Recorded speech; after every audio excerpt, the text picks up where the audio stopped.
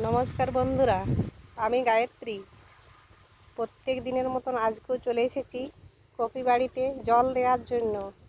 দেখুন, এখন যেভাবে রোদের তাপ বেড়ে যাচ্ছে, খুব তাড়াতাড়ি জল দিতে হচ্ছে। মাটি খুব যদি শুকনো হয়ে যায় তাহলে কপির রং ভালো থাকবে না, আর পোকা লাগার সম্ভাবনাটা খুব বেশি।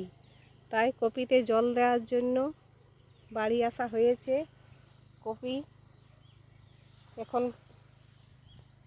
প্রায় কিছুদিন দেরি আছে। এখন কপিটা গ্রীষ্মকালে কঠিন ব্যাপার বাঁচিয়ে রাখা। ঘন ঘন জল লাগে, ঔষধ লাগে, সব কিছুই সময় মতন না দিলে ঠিকঠাক থাকবে না। শীতকালে এক সময়ে জল দিলেই হয়ে যায়, পোকা লাগার সম্ভাবনাটা কম থাকে।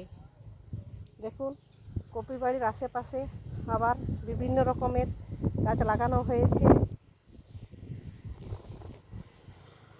এখানে ফুলকপি, পেঁয়াজ, রসুন, এখানে বাঁধাকপি লাগানো হয়েছে।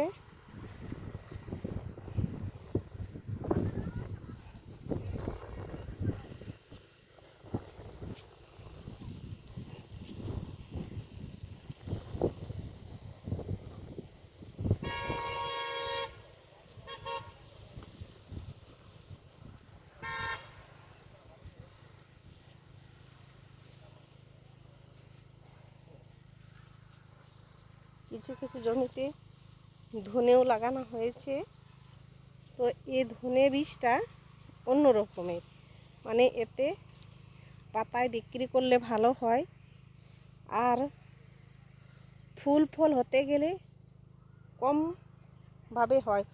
তো যেটা মানে মেঝেরি বলা হয় আমরা আঞ্চলিক ভাষায়, যে মেঝেরি ধনে গাছ যদি হয় ফল বেশি হয়, আর এই যে গাছে বেশি পাতা হয় সে গাছে বেশি ফুল এবং ফল হয় না।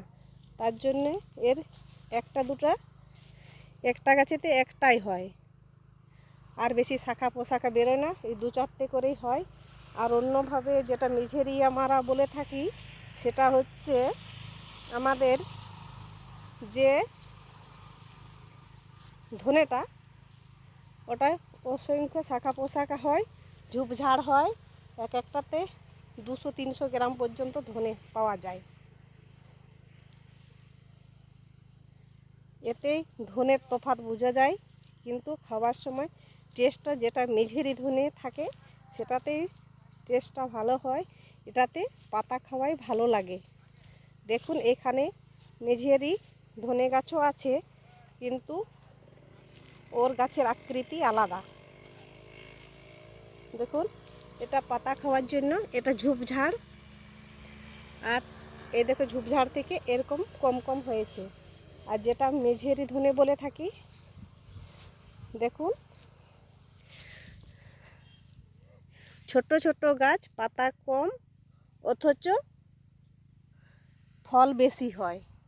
এতে ছোলা বাড়ির ভিতরে দেওয়া আছে জন্য একটু গাছটা কম পরিমাণে ঝাড় হয়েছে, না হলে একটাতে একগাছা ঝাড় হয়। নমস্কার বন্ধুরা, আজ এই পর্যন্তই। টাটা।